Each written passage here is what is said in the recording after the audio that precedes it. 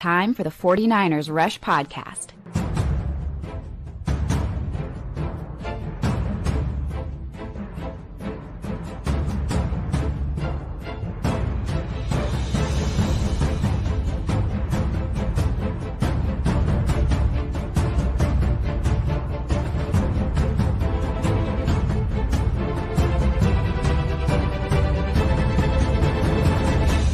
And here's your host, John Chapman. What is going on, faithful? It is draft week. And now I have to say this with the great Rob Lowder, of course. This is now our annual tradition of doing our 30 visits mock draft. When you do it 2 years in a row, it's annual. Is that correct, Rob? It is. Nobody has to know how long we've been doing it. It's just annual. We do it every year. It's an annual tradition.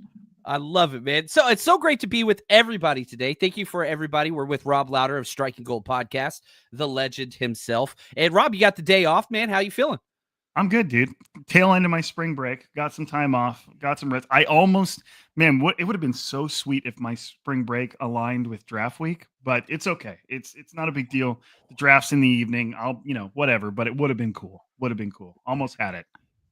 Dude, I remember the spring break days, and my problem was my kids didn't go to the same school I taught at, so we were always off and whatever else. And now I'm homeschooling, so it's even more crazy and whatever else. But yeah, man, it's going to be a crazy week. And if I could do anything, I would hit that fast forward button right now. I am. You asked. I want to get there. I'm just ready to see who it is. And I enjoy these conversations and learning about these prospects. That way, when draft day happens, we know more about them. And so today what we're going to do, all of the top 30 visits, which they only did 28, I believe. We have this awesome graphic right here from SF Data Niners. Does such a wonderful job over on Twitter, new account, but does wonderful work. These are the 28 players that the 49ers have met with officially for their top 30.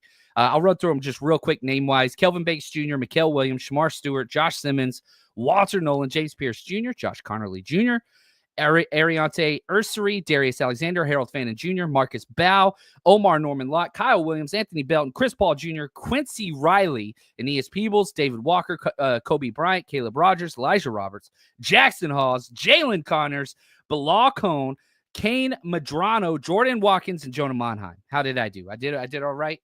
You got them all, and I don't think you mispronounced a single one. Whew. You remember the Micro Machines commercials? I used to want to be that guy. You remember the fast talker guy on Micro Machines? Yeah. I always wanted to be that guy. Just they couldn't do it. Yeah, so, I can't remember what they would say.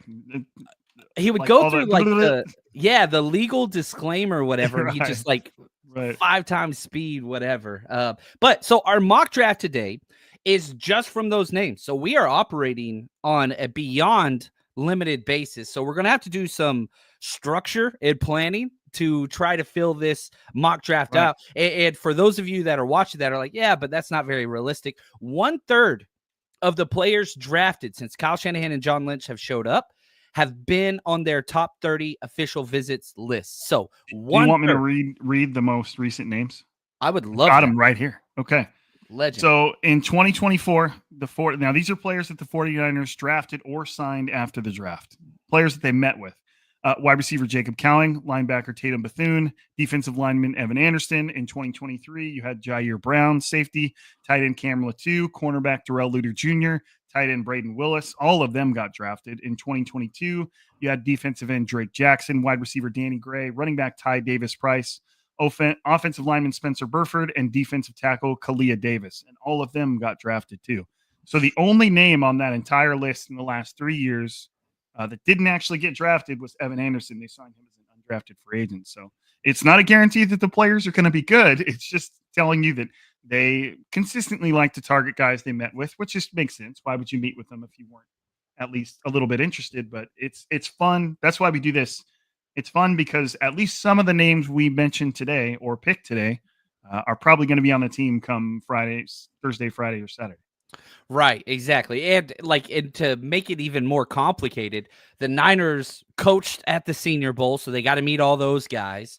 They had meetings at the Combine. They had meetings at the Hula, the Tropicana, the East-West Shrine Game, and Pro Days. So, like, it's not so much that they are limited to these top 30, but these top 30 seem to have a premium connection or connector to these players, and so there's a little bit more weight there. That's kind of the idea behind today's show. Now, also more news. Matt Mayoko put out there that newly signed free agent Demarcus Robinson, the wide receiver that they paid a decent amount for, probably the 49ers are anticipating a 3-game suspension to start the season, that DUI charge that he had last year.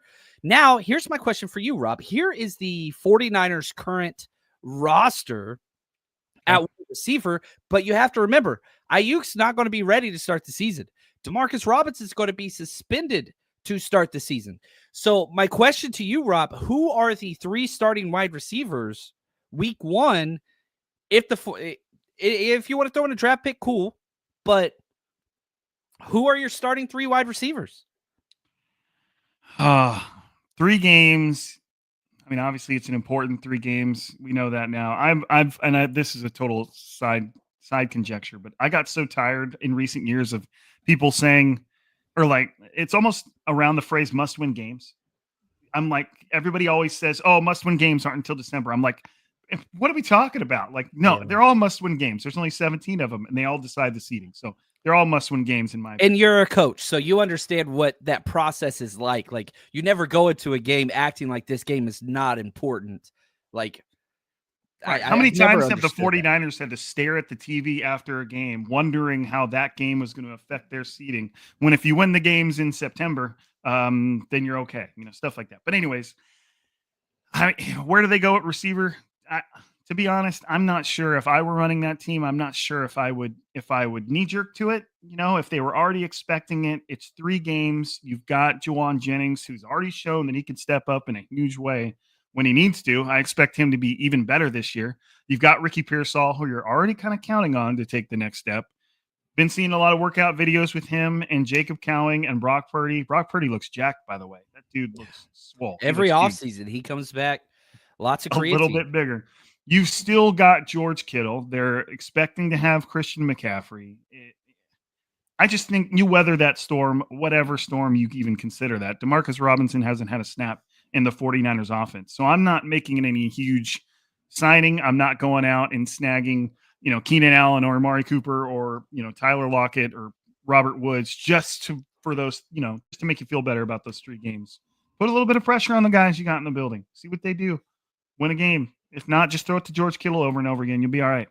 Oh, Kittle will never have enough targets. I don't care the situation. If he had 12 targets a game, you could still throw the ball to Kittle more. I agree with you. And so, like, I think everybody wants it to be Cowing. Can he show up ready to go? That's kind of the question. There were some issues last year with lining up, penalties, whatever else. But I think that's who the fans want, and probably the 49ers want as well. They spent a 4th-round pick on him.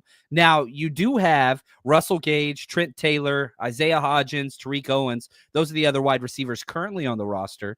And again, I want to remind everybody, the compensation pick formula, which is so vital to how the 49ers operate and populating this roster, right? You have 11 picks this year. You have 11 picks scheduled to happen next year. That compensation cutoff date is a week from today. The first Monday after the draft, you could sign vets and they don't count for the compensation pick formula. So the 49ers would lock in their 4 maximum compensation picks that a team can receive, which they are projected to get currently. I have the picture here somewhere. Here we go. Yeah, currently, according to Over the Cap, the 49ers are projected to get a 4th rounder for Aaron Banks, 4th rounder for Charvarius Ward, and a 5th rounder for Talanoa Hufanga. So that's where they are there with the 3-player compensation pick formula. That's according to Over the Cap. Now, I would be remiss to say they are the best at this, but they have gotten the past 2 years wrong with the 49ers. So whatever. They're the best. Yeah, because a fourth turned into like a 7th this year. Correct. Yeah, they thought Sam Darnold would bump up to a 4th. It did not happen. He canceled out with, I forget who we signed that canceled that one out. But I think it was Devondre Campbell, actually, who just continues to screw the 49ers no matter what happens. Anyway, that's what that is. So that's the wide receiver position. And even if, Rob, here's my question. Let's say the 49ers do draft a wide receiver in day 1 or day 2. Would you expect him to start for Kyle Shanahan in week 1? Like, it doesn't usually happen that way. No, I wouldn't. I mean, even if he needed him, like, he's just so stubborn with that position. And I get it. You know, I coach receivers, and Kyle Shanahan wasn't a receiver and all the way through college, and he's very hard on him. I get it. But even if it seemed like the 49ers desperately needed that receiver, I would see Trent Taylor getting the snaps in front of a rookie, just because Kyle Shanahan's a little old school. He feels that those guys, no matter where they were drafted, should have to earn it and work their way through it. And it's just the way it is. I mean, how involved Deebo Samuel was pretty involved right out the gate, wasn't he? And Brandon Ayuk both were. Yeah, they kind of had to be, because one of them was the COVID year, and then we had all the injuries. So Ayuk was playing by himself half that year. You remember? It was 2020 was, that was a whole thing. Deebo, like, he came in, but it was end rounds. It was, drift routes. It wasn't right. It was screens. It was whatever, Jimmy Garoppolo, just get the ball out of your hands as quickly as possible over and over again. So, I don't know. I'm not sure how that would look. So, anyway, without further ado, let's jump in. If you're ready, Rob, we are using Stick to the Model, and we're doing all full 7 rounds. We're keeping pretty much everything as is. And again, we are going from the top 30 visits. So that is what is important here. And so, Rob, go ahead and talk us through, because we're going to pick what we think the 49ers will do, but there's a little caveat to it. Yeah, I think for this one, I think our main focus is going to be picking what we think the 49ers are going to do, because that's really all that matters now. We're in draft week. It's where the rubber meets the road, and that's all anybody really cares about, is what the 49ers are going to do. Now, we're not the 49ers. We're just guessing, as is everybody, and we're probably all going to be wrong, and that's okay. But I think our focus should be on what the 49ers are going to do, but just to preserve our sanity just a little bit, we're also going to say what we would do in that moment. And I think I'm going to try and take a page out of Peacock's book. I think I'm going to try and do a little shadow mock draft this year. I think I'm going to try and just use a big board and mark the players off. And I'm going to say publicly on the old X, what player I would have taken in that moment. Just, I don't know, for fun. Why not? We've talked about these players so much. We might as well put a little skin in the game, I guess you could say. I like it. I love it. I got to make this the full thing so it looks cooler. Look at that. Now it's way cooler. I'm going to start the draft and try to pause it around 5 or 6 to assess. There we go. Now, here's one thing that I do think is interesting on recent, information coming out, is that the Jaguars at 5, who have been locked into Mason Graham, are now becoming a betting favorite to take Ashton Genty, which means Mason Graham, the defensive tackle, has a little bit more of a chance to fall. Now, the 49ers didn't spend one of their top 30, so he's not in conversation with us here. But does that intrigue you at all, as far as what would Rob Lowder do? Where does Mason Graham fit on your spectrum of, man, might be worth trading up? I can't remember if I was thinking about this in the middle of the night after waking up with the baby, or I was thinking about it trying to go to sleep last night. But I was like, man, because it must have been early. It had to have been early this morning, because I read that and I was like, dude, if Mason Graham doesn't go to the Jags, and then, maybe Las Vegas takes him, but they've got a few other directions they could go. I'm like, man, if he somehow makes it to Carolina at 8, and Carolina is reportedly one of the teams that is trying to trade back, what would you have to throw Carolina to move up from 11 to 8? At that point, I wouldn't really want to wait on it anymore. You're not just, maybe Mason Graham just straight up falls to 11, and the 49ers are like, hallelujah, but what would you be willing to give up to move? And would you move from 11 to 8 if he fell that far? I would be interested. Now, the problem is, okay, the 11th pick for the 49ers, 1,250 points.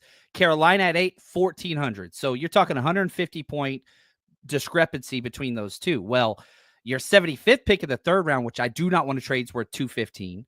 Your 100th pick in round 3 is worth 100 points.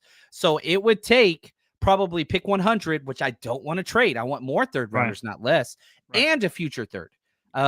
Is kind of, or a future fourth. Now that I would be cool with. So if we gave up pick 100 and a future fourth, or pick 100 and pick 138 combined, that's 137 points. A little bit of a discount. I would be interested in that, but man, every time I do a mock draft this year, third round is the home run round. I do not want to lose one of those. You love the third round.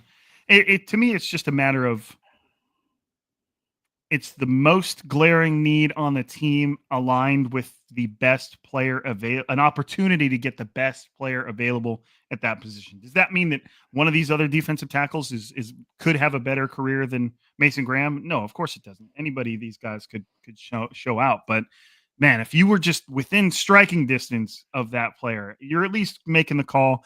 And the interesting thing I was thinking about too is if there's so many teams that reportedly want to trade back, and that Adam Schefter list was like 10 teams that all were down to trade back, you might be able to trade back or trade up at a little bit of a discount, because there's probably some teams that are like, yeah, I mean, I just want to trade back and get an extra pick. I'll do it for a little bit less. Let's just do it, especially if it's only something like 3 spots. So it's something to talk about. It's entertaining to think about. I would certainly be trying to do it because, again, it's need meeting best player available in the best way.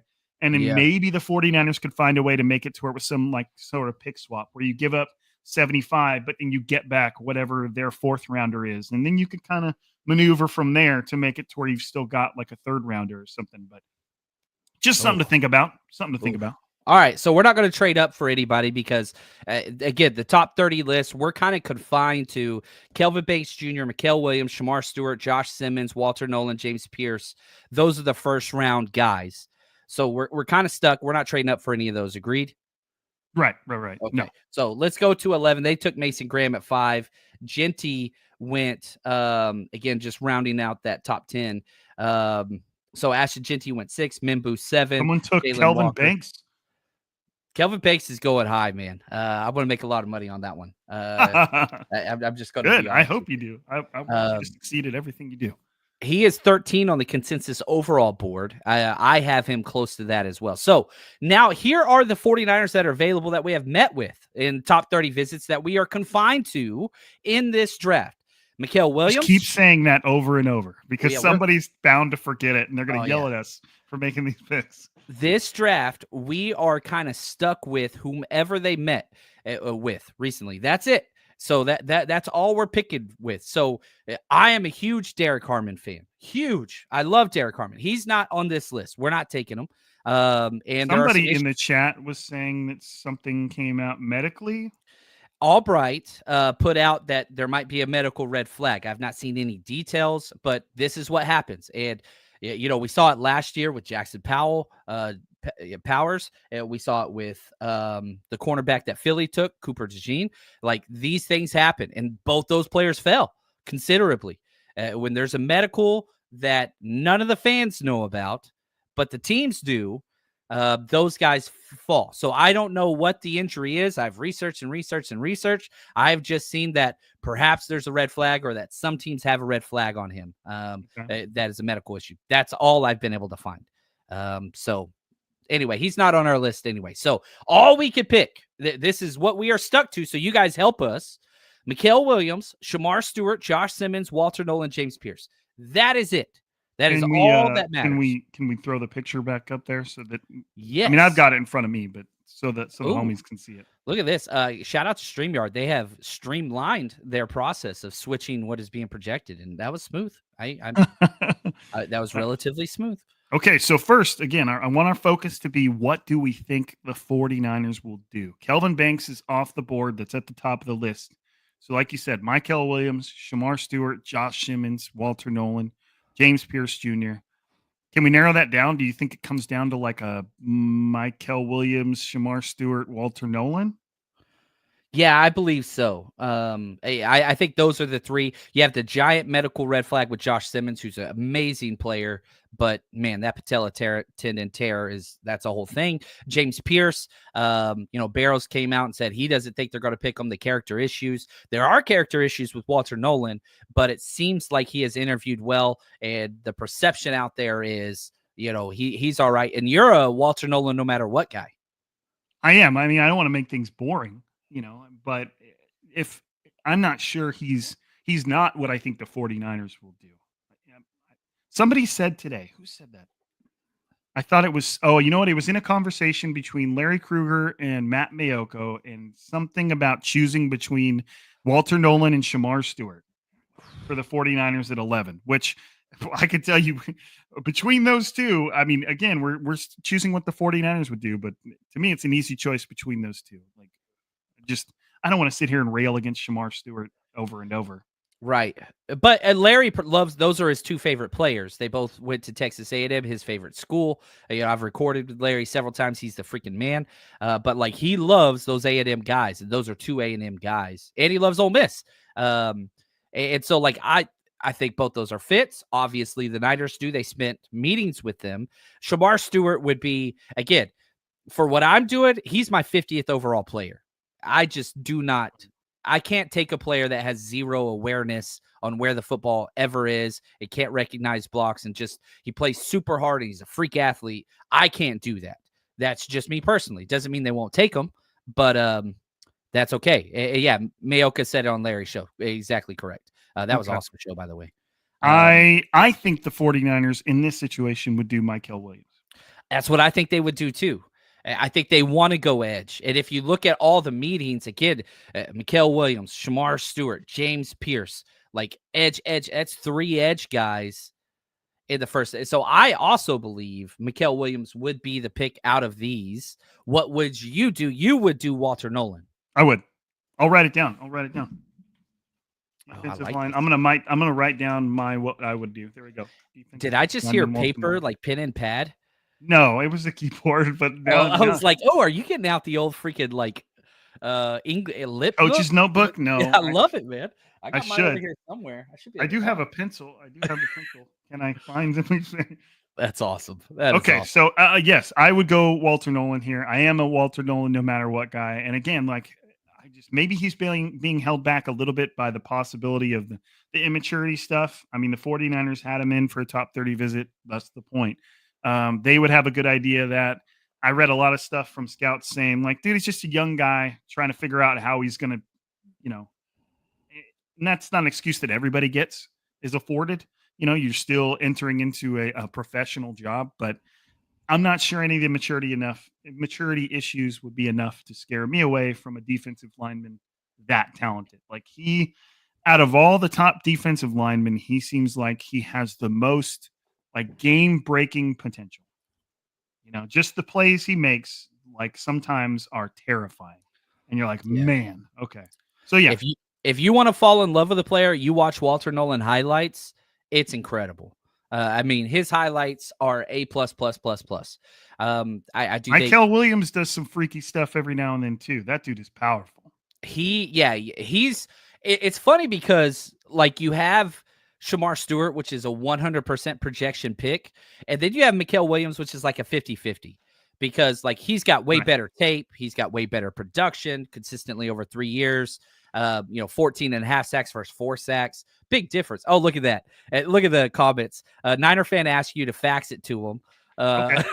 Sid says, no, I got to connect to my fax machine to my dial-up connection.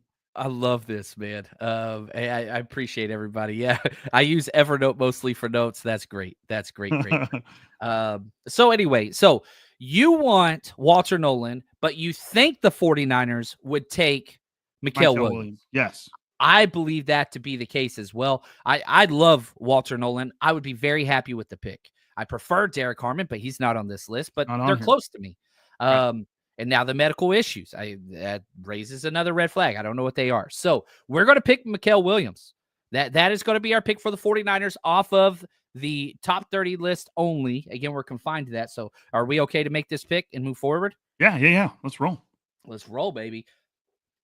I like Mykel Williams way more than most. Out of all the edge and even some of the defensive linemen, he has the least amount of question marks. Like, he has the highest floor, the least amount of question marks. He answers a lot of questions just in the way he plays.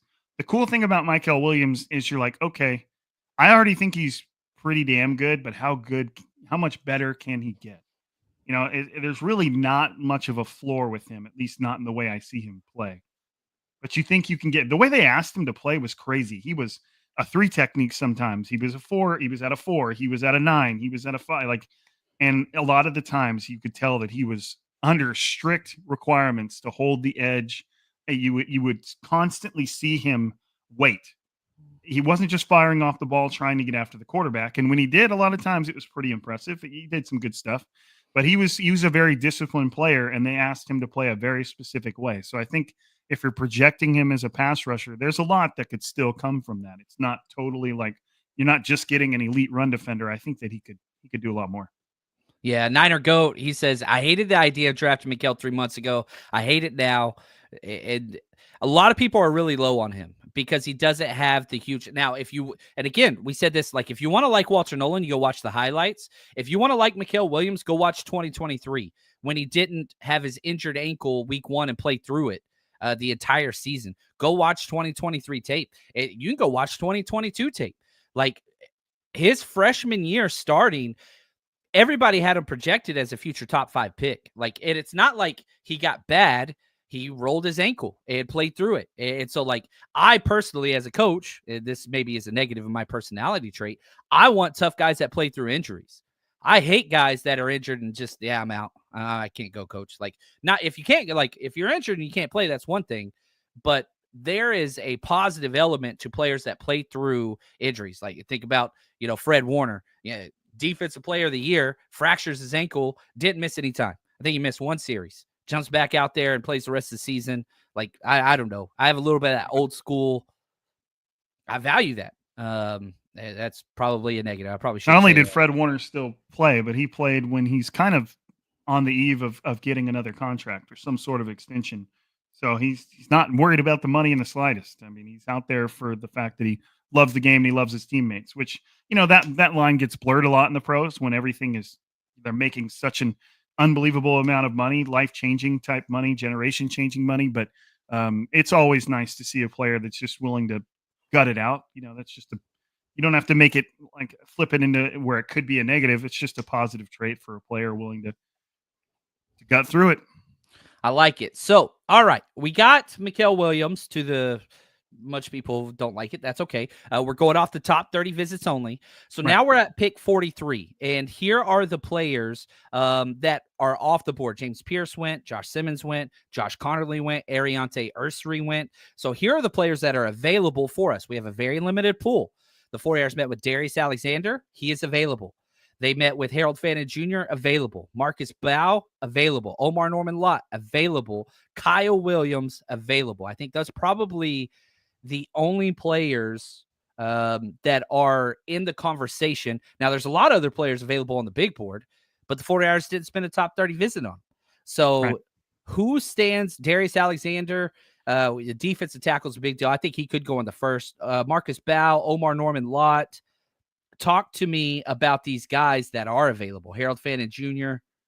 I think that, and this is in the moment thing, we didn't talk about this, but I think using the mock draft tool, stick to the model, in addition to the top 30 visits, is making our job a little bit harder, because even if we were just choosing from this list of top 30 visits, creating a mock draft just from that might be difficult. Like right now, if we won't be able to click him on the thing, but if Josh Connerly was still on the board, would that be where you'd think the 49ers would go with this pick?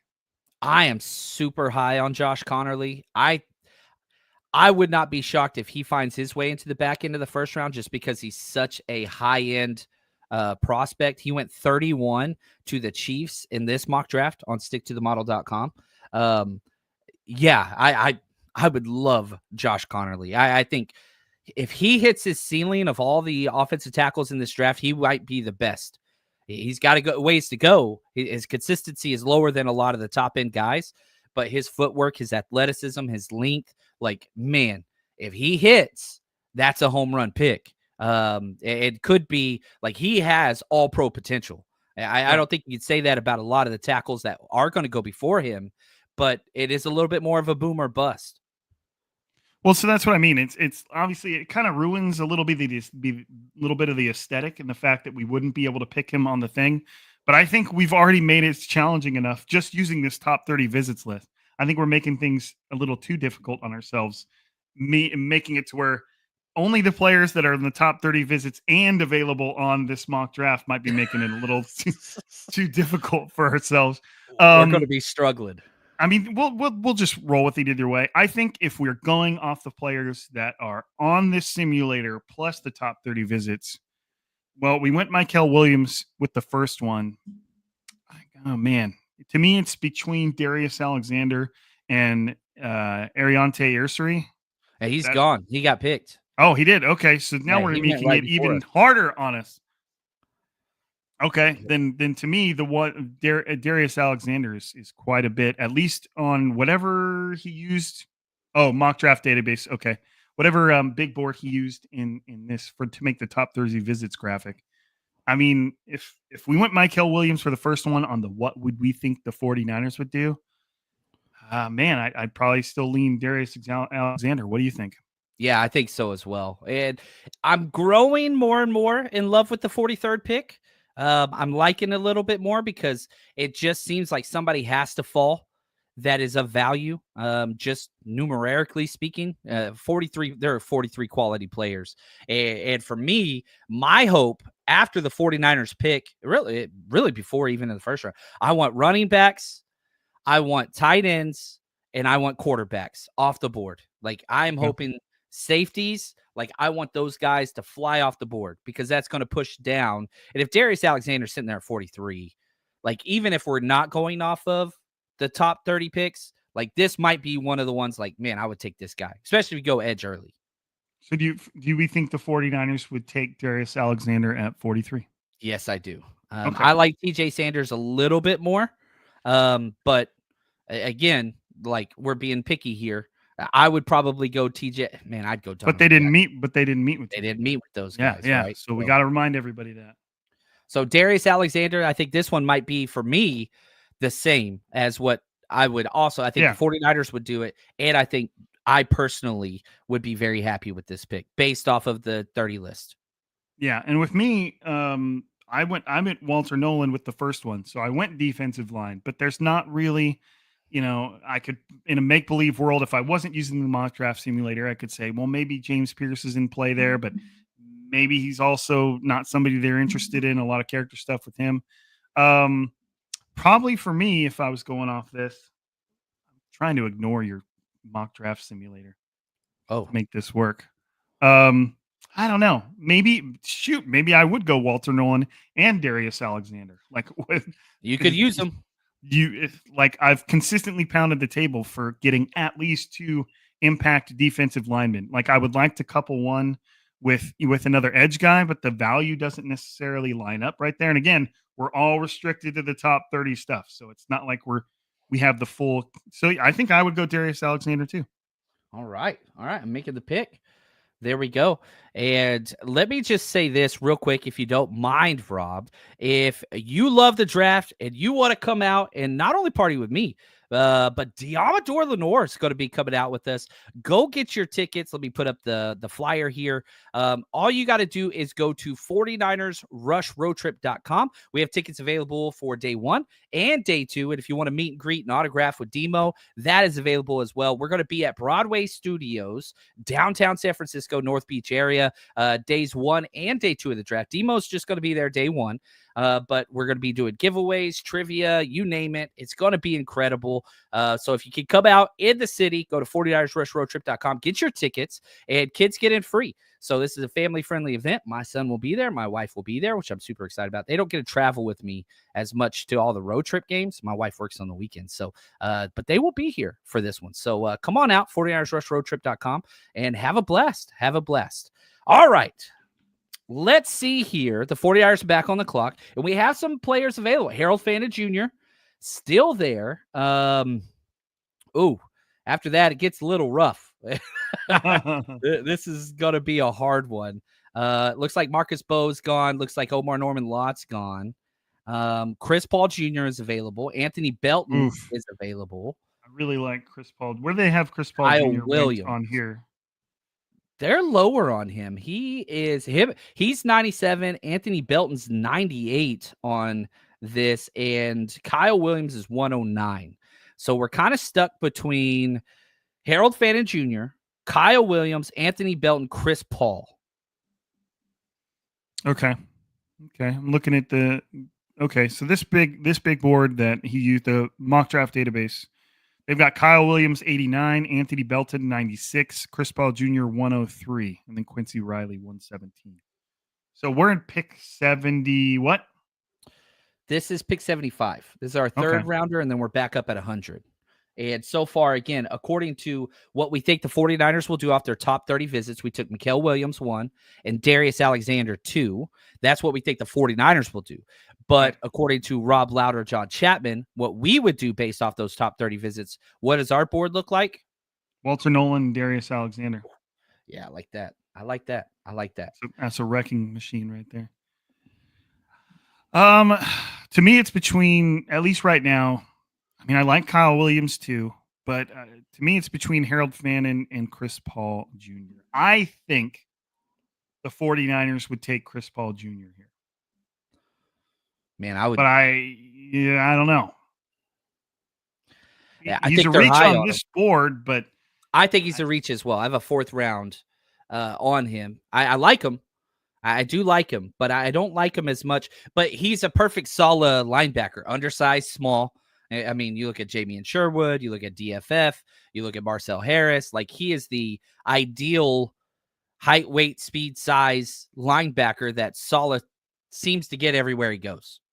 Right. I mean, yeah, I think that's where the 49ers will go here. I just don't think they're going to be willing to wait until that end of the 3rd round pick. That might be where he should go. But again, you got my stupid make-believe drafting idea where it's like, man, if you really want to make a mock draft look how you want it to look, then take every guy like half a round to a round early. And yeah, you're going to take a gut punch in terms of value at least some spots, but you will get exactly the guys you want to if you're willing to reach for them just a little bit. And the 49ers have shown us that they are willing to reach for guys because they value them. And last year, that's exactly what they did over and over and over again. Right. And Chris Paul Jr. is not that small. He's 6'1", 225 pounds, and he holds a frame where he looks like he can easily put on 10 more pounds of muscle. And the 49ers like guys like that. Like, yeah, Dre Greenlaw was not massive, a little wider than Chris Paul Jr., but I love Chris Paul Jr.'s movement skills. He seems like a very intelligent linebacker. He can, I mean, the way he like skirts around guards and just completely like avoids contact with them is pretty impressive at times. He's pretty good dropping into coverage. I like watching him do that. He seems pretty instinctive. Should have had more interceptions than he had. I think he dropped a couple. But that's where I think the 49ers would go right here. Do you think they would go Harold Fannin? No, as much as I would want them to. And, you know, again, looking at just the list, this is the only offensive tackle on this list that is left, Anthony Belton Jr. So, like, if at any point you want to go offensive tackle, it's like maybe he falls to 100. They have him listed at 98 on Stick to the Ball. Yeah, but if you wouldn't have forced us to use the stupid mock draft simulator, then we could just say, nope, we're going Anthony Belton late 3rd round. I know. You decided to make our lives more miserable here, John. Dude, I feel like I'm in marriage counseling because this is, I've heard this before. I've but heard this many times. I enjoy the challenge. So should we agree on something for the 49ers at 73? What do you think? I think Chris Paul Jr. is the biggest need, fit, a little bit of a reach, and I don't like that. But again, we're doing this for a reason because, like, these are guys that the 49ers have honed in on and their fits. And so, like, I'm totally cool with that. So I think the 49ers would go Chris Paul Jr. Now, what would Rob Lowder do? I think I'd go Chris Paul Jr. Oh, wow. Back to back. In that case, I think I'd go Chris Paul Jr. I mean, I like Harold Fannin, but I'm not quite like enamored with him, you know, like he obviously is productive, but you know, I'm just not like gotta have him type of thing. Would have been cool to be looking at Omar Norman Lott here, but I can't go 3 defensive linemen in a row. He's not there anyway. Right. Because we're using the stupid simulator. And then, you know, maybe Anthony Belton falls to us on the next one, but I think I would go Chris Paul Jr. too. Okay. So let's go with, where's he at? Our top 30 mock draft for the 49ers so far is Mykel Williams, Darius Alexander, and Chris Paul Jr. Like that I'm is not upset. no, I would if they pulled that off, I'd be like, damn, okay. Now we're Be all going to right be with in trouble. Now we're going to be in trouble. I hope you like this is all my fault. I'll take full responsibility. Cuz like who's okay, Kyle Williams is there. That's nice. Let's keep scrolling to see what other guys are available that the 49ers have met with. David Walker is there. Aeneas Peebles, another defensive lineman, is there. Let's see here. Quincy Riley, the corner, is there. So there are some Anthony players. Belton did not make it, right? He did not. He is Okay. gone. Okay, that's Sadly. fine. Sadly. So it seems like we're kind of confined to Kyle Williams, Quincy Riley, Aeneas Peebles, David Walker for this next. This is pick 100. And man, I think that this is almost a no-brainer. We started talking about wide receivers earlier. Kyle Williams, I think, goes before pick 100, but man, he's a perfect 49. At least it's still in the third round. You know, I assume that Kyle Williams is probably going to go early third or late second, but at least we're still there were mock drafts earlier, you know, about a month ago where we could take Kyle Williams at like 150 something, you know. So I like the fact that he's at least available in a semi-realistic spot here. But I would go Kyle Williams too. I think at this stage the 49ers would likely go Kyle Williams. They have to throw Kyle Shanahan a bone at some point just to give him to go on a walk and leave him alone while they try and draft the players that the team actually needs. So, I mean, if you think that's where they would go, I would agree with you.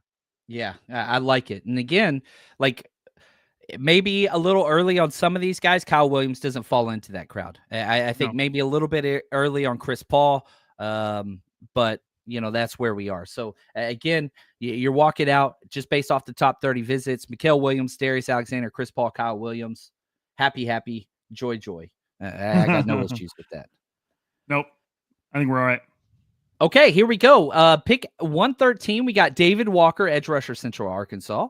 We got Aeneas Peebles, defensive tackle, defensive lineman. He can kind of do everything. Corner, Quincy Riley. They have met with very many times. Let's see. Is there anybody else as I scroll down? Not for a while. Not really seeing a lot more guys on there. Kobe Bryant way down the list, corner, if we want to wait on corner here. But we have two picks. So this is pick 113, and then we got 138, 147. So we've got kind of three picks in this range. What are your thoughts on just these? To remind everybody, because I see a lot of comments, we are only drafting players on the 49ers list of top 30 visits. There's a ton of names here that we would probably be going with, but they're not on the 49ers list of top 30, so we cannot go with them. Yeah, again, we are only going off of this list, the SF top 30 visits. This is an annual tradition. You don't mess with tradition, ladies and gentlemen. Rob Lowder and myself, we do this every year, and you guys have joined us. So many years, we can't even count how high this has gone on. So David Walker, Aeneas Peebles, and then the corner, Quincy Riley. I think that's what our decision has to come down to. So we already have an edge. We already have a defensive tackle. But the one thing I will say about Aeneas Peebles, I think he is, if you don't get Derek Hartman early, I think he's one of the better pass rusher defensive tackles. Well, we got Darius Alexander, who's just this behemoth of a human being. So you kind of are getting both of your defensive tackle fits, your pass rusher and your run stuffer. If we went that way, David Walker, man, he great against the run, amazing edge guy, productive. But if we're looking for starter, I think Quincy Riley probably fits the biggest need. We don't have a third corner on this roster, right? So I think it would be down to Aeneas Peebles or Quincy Riley for me, personally. Yeah, I agree. I like David Walker too, but I think that we might be able to get away with waiting for him. But I don't know, man. I'm in between the same two but it's what do I think the 49ers would do in this moment? After the draft we'd already had, I think they would go corner. I think they'd go Quincy Riley. But it wouldn't be what I would do.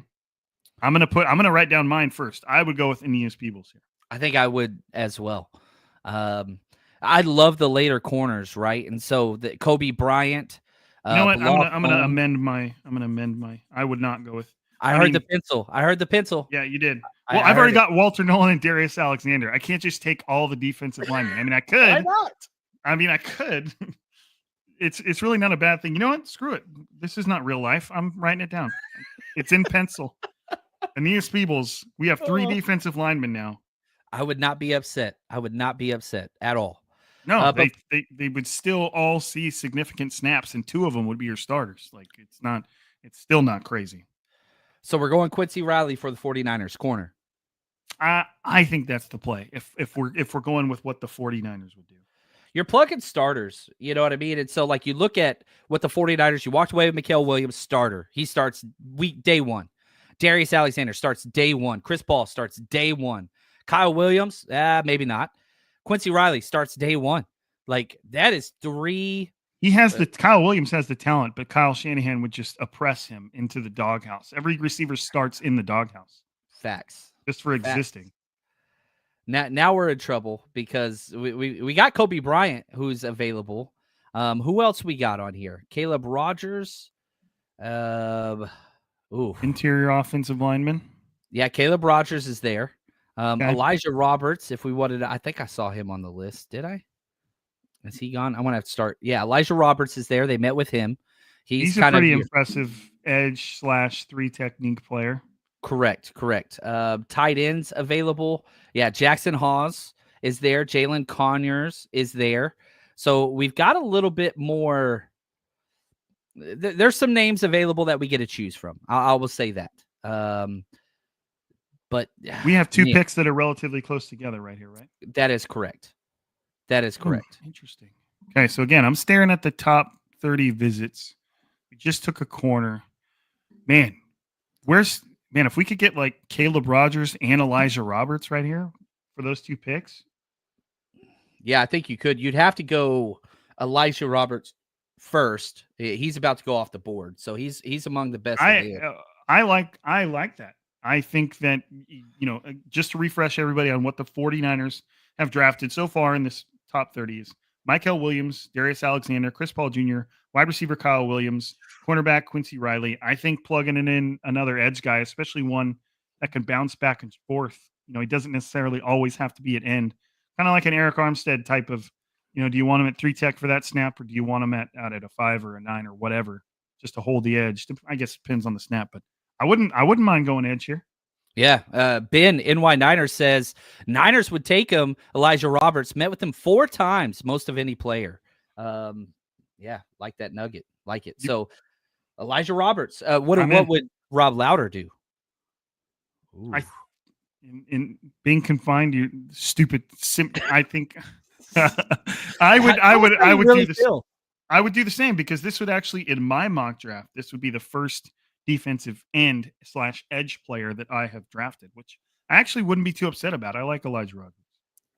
There we go. All right. We're making it work. It's challenging, to say the least, but we're piecing it together.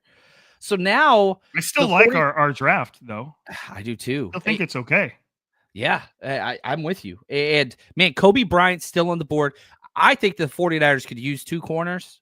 So he's still big time in play with me. Again, like that cornerback depth chart, you have your 2 studs up top, and Diamondor Lenore and Renardo Green. After that, I have no faith in Trey Brown or Darrell Luter Jr. I have none. So like you could do 2 more corners and find a place for them and be okay. Let's see here. Who else? The tight end, Jackson Hawes, right? Did he go? No, he's still there. 193.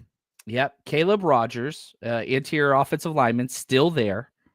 Linebacker Kane Madrano, even though we got one, is he still there? They might be pretty low on him. Yeah, they're really low on him, so we can wait on Kane. But yeah, it seems like we're Caleb Rogers, interior offensive lineman tech. Jackson Hawes, tight end. Kobe Bryant, corner. I think that's kind of what, really, I'm going to be honest with you. I think it's down to Caleb Rogers at guard or Kobe Bryant at corner. And I don't think we'll see either one of these guys available again. Maybe we Yeah, will. at the mock draft database, they have them right next to each other. Kobe Bryant is 139 and Caleb Rogers is 141. So they're right next to each other. I mean, if to me, we've already drafted a corner. I'd love. Is Caleb Rogers a guy that you think could come in and compete for some sort of a spot? So I Quality know depth his is high never a school problem, coaches, I know his high school coaches, Caleb Rogers. Really, Yeah, and they said, tremendous, talented, all those things. Don't really want him in your locker room. And so like part of me, whenever I see like him on the, like a lot of teams met with him, he's got a little bit of, some questionable traits, not legal issues, but like just character wise. You're a coach. Like somebody asks you about a player that you're not super high on. Like, what do you say? And like that came across from not one but two coaches that I know personally that coached him. But talented for sure. Maybe he's grown up since then. I don't know. He does fit a need. He fits the scheme. Talent is there. But yeah, a little bit questionable other stuff there. But well, you're the man with the intel here. If you'd rather go Kobe Bryant, we can let Caleb Rogers fly right by. I just think this is really kind of our only opportunity to get an interior offensive lineman that can kind of make a difference. Yeah, and there's no tackles left, so I'm all in on Caleb Rogers here, and I always want to believe that men can grow into better men, and I hope that is the case. But if I was judged on everything I was doing when I was 20, 21, and 22, then that would be tough to know that for all intents and purposes, I was a pretty mild dude, but to know your decisions at that age would insanely affect your next 10 to 15 years of life in terms, especially when you think about the generational money. That's pretty intimidating. So I think sometimes we're probably a little too hard on these guys, but sometimes we're not. Sometimes they are exactly what you think they are. Yeah, and I've never met the kid personally. I want to give him the benefit of the doubt every time. So, again, we're only drafting off the top 30 visits. So, Luke Condra is available, but the 49ers did not meet with him. So, we are going to take Caleb Rogers here. That is the guy going off the list. And At this point, that's what I think I would do too. Man, that's the thing. We could find ourselves to the point of only having 28 players to select and going off of Rob Lowder's, quote, stupid mock draft simulator, end quote. I'm such an angry guest. But still, Mikael Williams, Darius Alexander, Chris Paul, Kyle Williams, Quincy Riley, Elijah Roberts, Caleb Rogers. And we still have 4 picks. I don't know how we're going to fill them. But we'll just start plugging people in. Oh, James Pierce fell this far. Let's plug him in. All right. So let's see. Jackson Hawes, the tight end, is available. I think this is probably a good spot for a tight end. Do you like Jackson Hawes better than Jalen Conyers? No, I do not. I like Jalen Connors. And now it does break my heart going back-to-back Texas Tech players. But that's okay. We can do that. In Texas, we have a saying. Which one do you think the 49ers like? Oh, they like Jalen Connors. And so do you want the move or do you want the blocking tight end? So Jackson Hawes is tough, blocking tight end, Ivy League school transfer, that's him. Jalen Connors is a freak athlete. Like, he's had some injury issues, which is why he is where he is, but freak movable tight end, which the Niners need that more than what they need in a blocking tight end. Yeah, you filled that with Luke Farrell.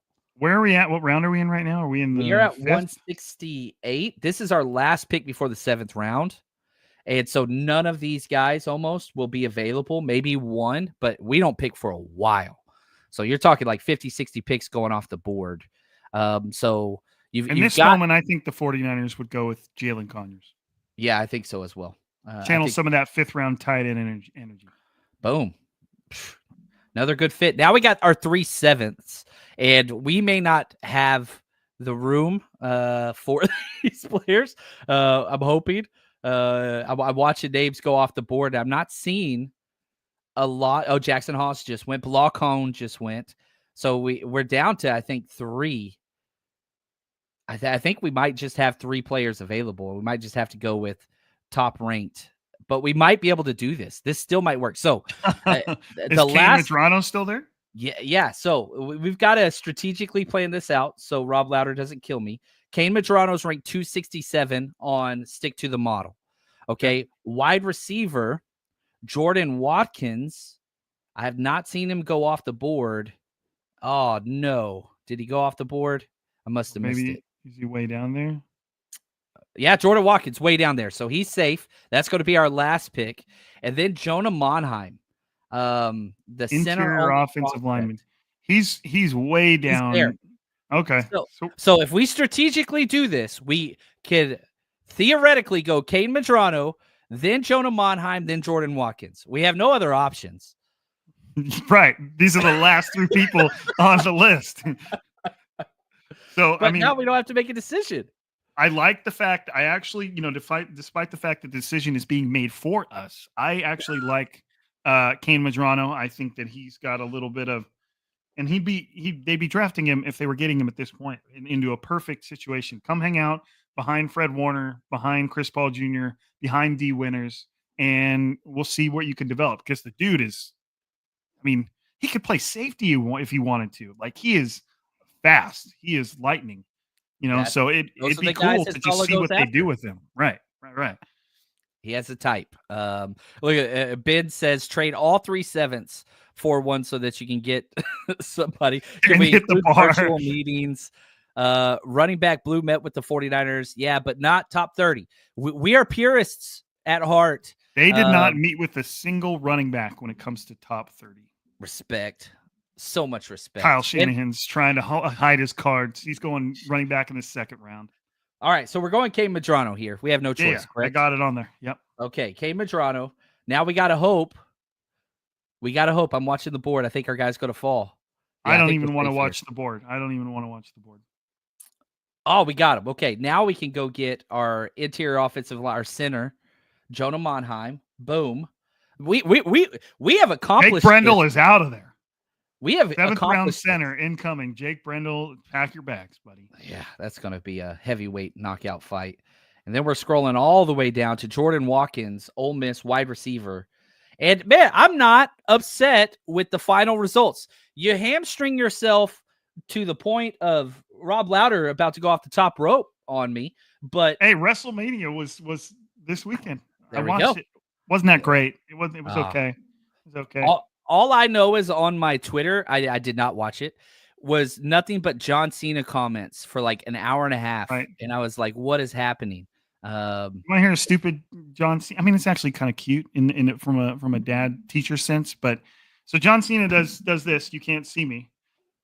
In my special ed class, at the end of every year, they do a special ed talent show for the entire district. And my class, it's kind of combined with 2 classes. They always learn to sign language a song. And in this song, it's actually from the movie Klaus on Netflix, which is an incredible movie, by the way. The word invisible in sign language is this. Oh. So John Cena has been signing the word invisible every time he goes, "You can't see me." I'm like, it all makes sense now. It was like that meme where the guy goes. That's so cool, man. Shout out to John Cena, who does so much for the kiddos. He's a good dude. Good dude. All right. So here is the 49ers. Yeah, take us through it. Ooh, Mikael Williams, Darius Alexander, Chris Paul. I love that start. Kyle Williams, Quincy Riley, the corner. Defensive end, hybrid defensive tackle, Elijah Roberts. Caleb Rogers on the offensive line. Jalen Connors, move tight end. Caden Medrano, linebacker. Jonah Monheim, center. And Jordan Watkins, wide receiver. Like, we were stuck. Like, we couldn't even make choices. They were made for us, but it worked. At a 28 Floyd said meeting, not taking an offensive tackle would be completely realistic for the 49ers. 100%. That is factual. Did we ever even have an opportunity? We could have taken Anthony Belton instead of Kyle Williams. That was it. That was the only one we could have done. I guess Josh Simmons, you could have taken him at 11, or Josh Connerly at 11, but that's a crazy reach. What do you think your feelings would be if the 49ers took Josh Simmons at 11? I get it.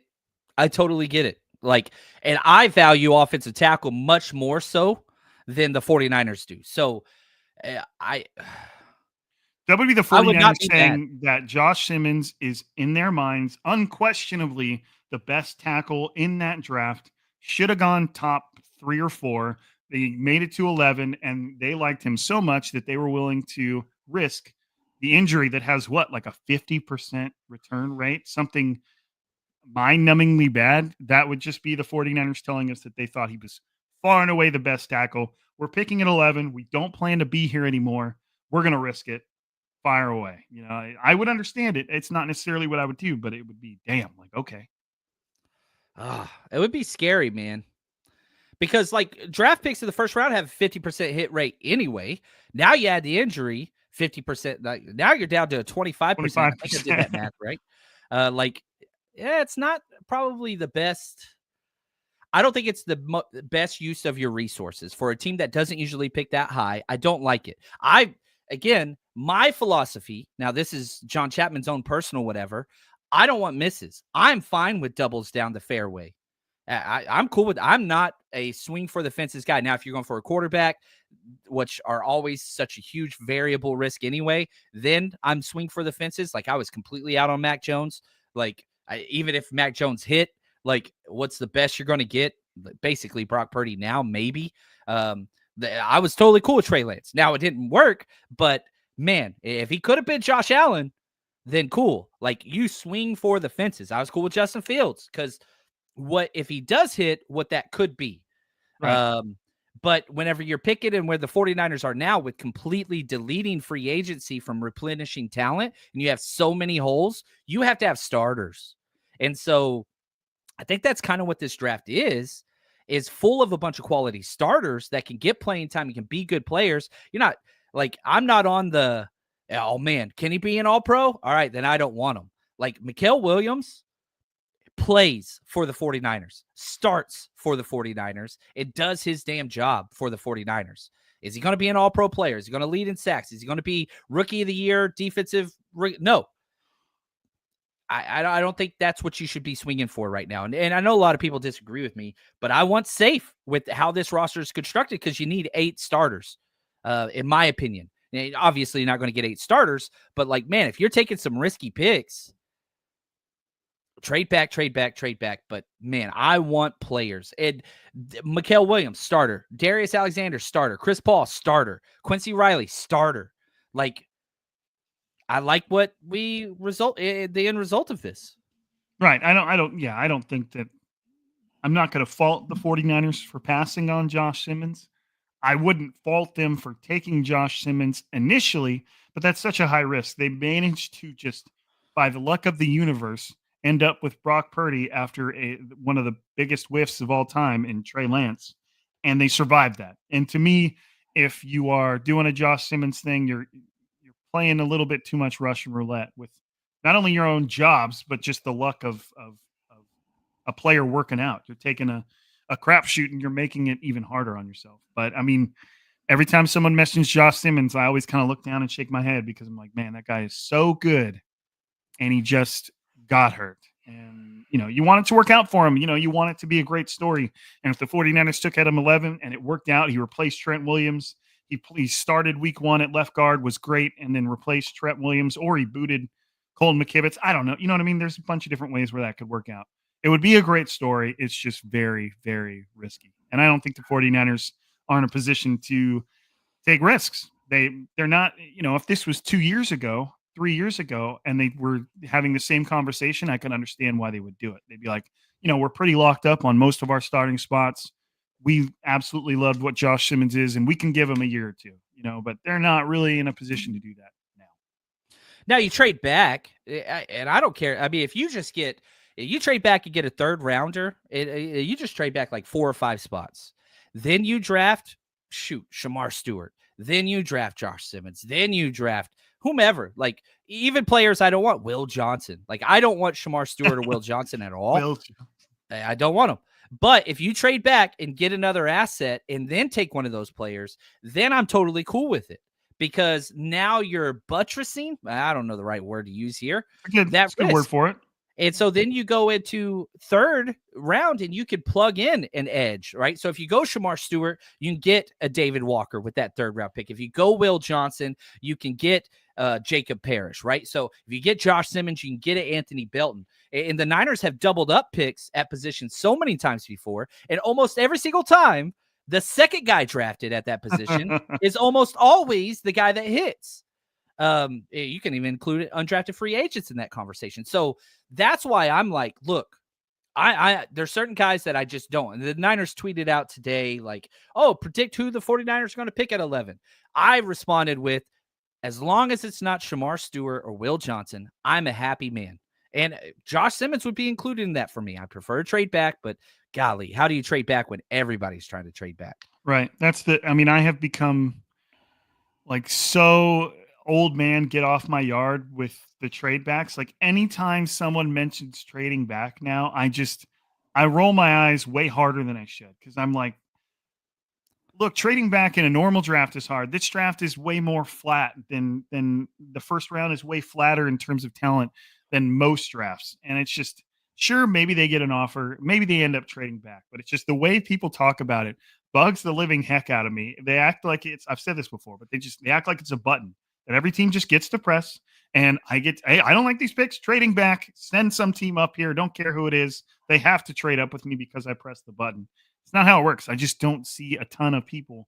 I think everybody's going to want to trade back. And I think there's going to be limited amount of people wanting to trade up, if at all. I could see this being one of those drafts that just rocks on through. Everybody makes their pick and then it's over, but I'm not trying to be a big grumpy draft Gus up here. It's just, I like grumpy people Rob just Lowder. people just say trade back like it's a guarantee, and I'm just like, stop it. It takes two to tango, and this ain't the draft where trading back seems like a guarantee. Now, if Ashton Ginty manages to make it past the Bears, and he's on the board with the 49ers picking at 11, and the Broncos give him a call, then it could happen. It could happen, but it doesn't seem likely to me.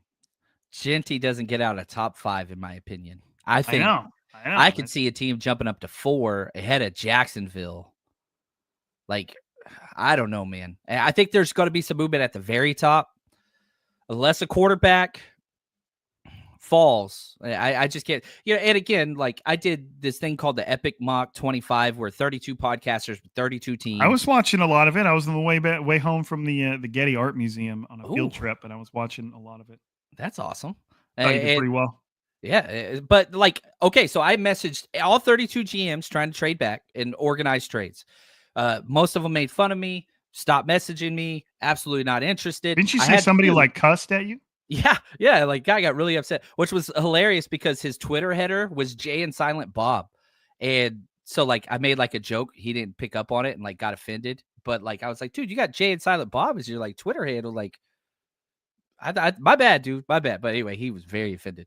But that's okay. These mock drafts are serious. They are. Right. And I was like, dude, this is make believe. But nobody would trade with me. I had 2 trades back if a certain player fell. That player didn't fall in either situation. And so, like, you're sitting there at 11 and you got to draft. It's just what it is. And I really hope they can. I'm not sure they will. But we'll see. So what else? If I'm the 49ers, I would even be. You never really want to do this. You want to get what's owed to you, but I think that trading back is going to be so difficult that if they get an offer, I think they'll be willing to take like a discount to do it. Correct. I think that they'll be willing to take like a 3rd round pick when it really should be like a 2nd. When the points say it should be a 2nd, I think the 49ers will be willing to take a 3rd, and I think a lot of teams are going to be willing to take deals on trading back. So for any team looking to trade up, I think that team is going to get a sweet deal if they're sold on a prospect and they want to trade up because there's going to be so many teams trying to trade back. I think teams are going to be like, no, just what's your offer, man? Tell me what you got. We'll probably take it. It's like, it's just one of those weird drafts, man. It's weird. Yeah. 3rd round's going to be fun, man. What else you got going on this week up to the draft and after the draft, Mr. Lowder? Well, on Wednesday, I'm hopping on Chris Biederman of the Candlestick Chronicles podcast. My mentor, he is actually, I think he's in Costa Rica on his honeymoon. So I am going to jump on with Kyle Madsen, who's also of the Candlestick Chronicles podcast. I think we're going to do some type of, players we think that we think are actually going to end up with the 49ers on, Thursday, Friday, or whatever. But other than that, I think that's it. I might do obviously doing something at the end of each round to talk about it. I think KP is going to jump on after the 49ers make their pick in round 11. Not going to do it live. It'll just be something that gets published afterwards. You will be live from your draft party? Yeah, so we're going to go live probably around like pick 5 or 6 of the first round, and then we'll carry that on throughout the first round. I'm hoping to get Demo. I want to get him in there. You got like a window for when these players show up, and so we're trying to organize it where he can jump on and say a couple words about his new teammate, which I think would be cool. But then we'll be live all of day 2. So from the first pick to the last pick, me, Ant, my buddy Charles flying in from Chicago, my Eagles buddy, and a couple others are going to be joining us as well. So Nor is going to be there Friday. Well, yeah, and the Thursday, he's going to be the first round. It would be funny if I'm just thinking like. It would be funny if he was there and the 49ers took an offensive player because you could get him on there to talk some shish about that offense. You know what I mean? If they just, let's say it was the 3rd round, they drafted Kyle Williams and Diamadorla's in there. He ain't doing anything in camp. I got him. The one saving grace to Kyle drafting a wide receiver in the first round is Demo. Going after him early. Ain't going to do nothing all camp. Don't worry about it. I love it, man. I love it. Well, man, I cannot say thank you enough, Rob, just for all you do for the community, your friendship, and for, cursing me for using a mock draft simulator. We made it work. We did. I'm not upset. I see that the finished product was good. I would be okay with this draft result if the Niners did our draft picks. I'd be totally cool with that. Okay. Totally. Yeah. Considering we were hamstringed by both a top 30 visit list and a mock draft simulator, and we still put something together like this that I would find actually okay on draft day, then hey, man, we're doing something right here. I love it, man. Well, Rob, enjoy the rest of your day off. Hopefully you enjoy it with the kiddo and all that fun stuff. And everybody else, Thank you guys. That's going to do it for us here. And as always, stay strong, faithful.